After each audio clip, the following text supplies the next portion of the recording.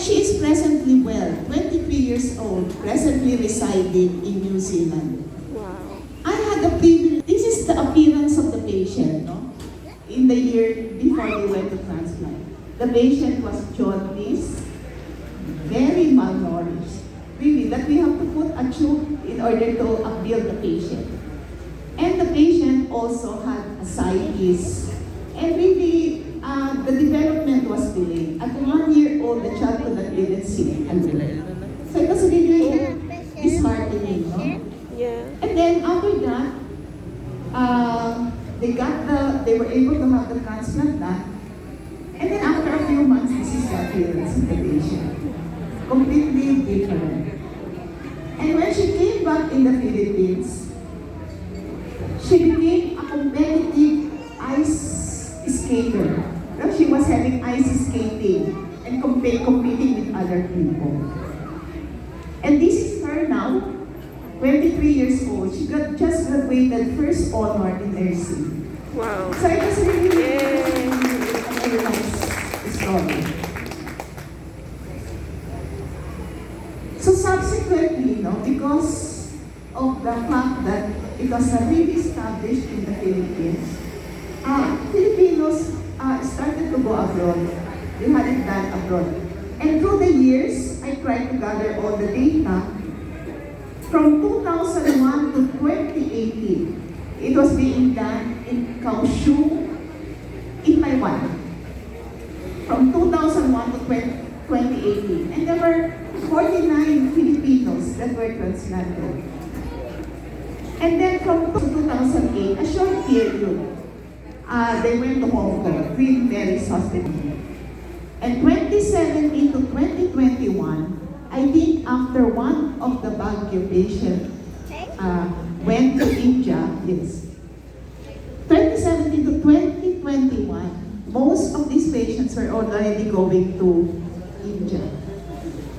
85 in Apollo and 37 in Max Hospital. Probably there were more, but these were all the data that I could get.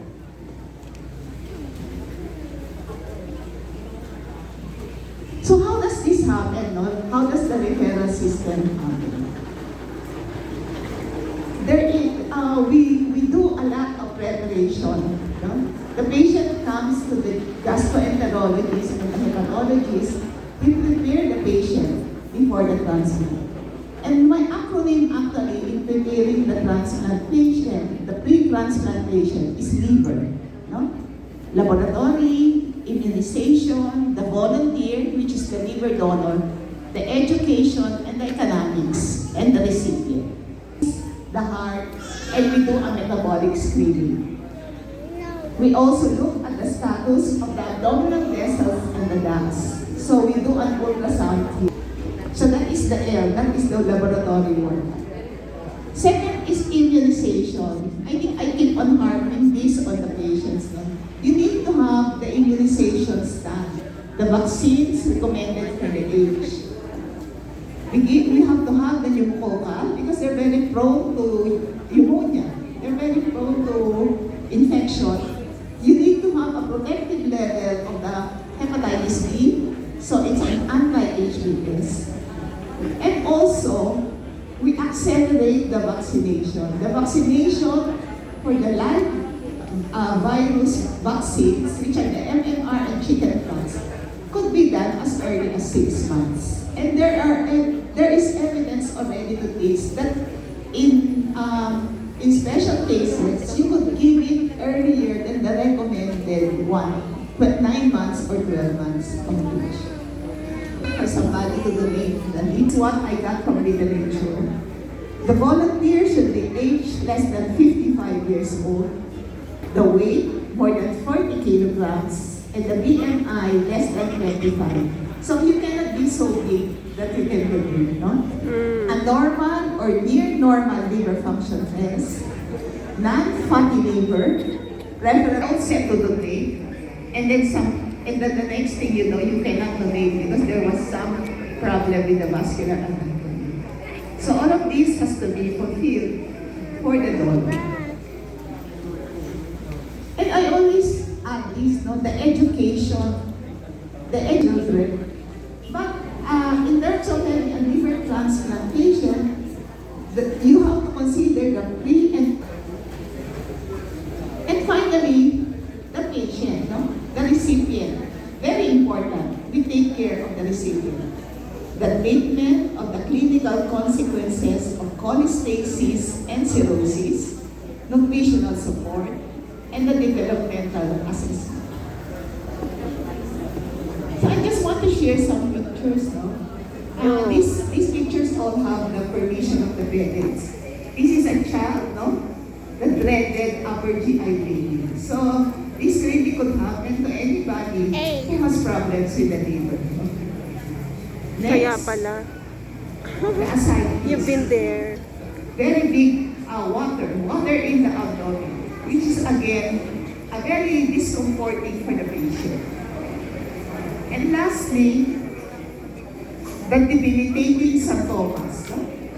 They develop what we call as cholesteatoma because of cholesterol deposits in their nerve endings. So again, this is because of their inability to excrete properly the bilirubin, the bile salts, and the cholesterol. So for these patients, they need to be given supportive treatment while waiting for the transplant. So we give the nutritional support. You could make it like 1 1/4 scoop to 1 ounce. It is what they call, laputan nyo lang ng konti so that you give more calories to your child. Because they have to be affielded, no? Their respiratory muscles have to be stronger so that they could be weaned off from the ventilator earlier after the transplant. So we really have to build them.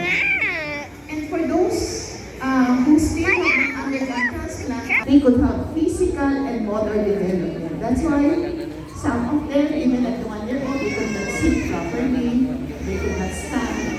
Some of them could not even hold their head. Kaya nga, kasi nga inabot na ng of the liver disease, the chronic liver disease. So before 1 year old, we should really attempt to have the transplant done if needed.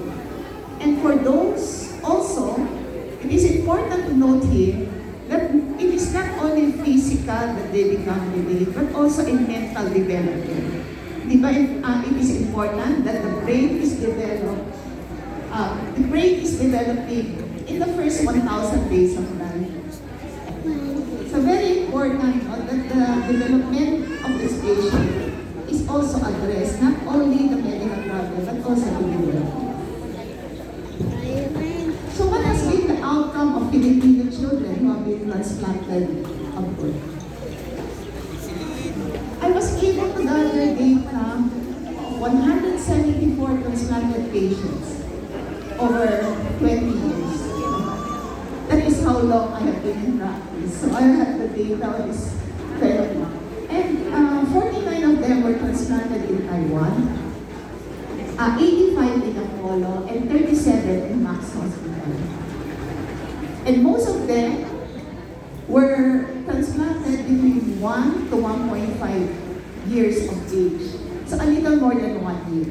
But now we are seeing those that have done earlier kasi na people are learning already.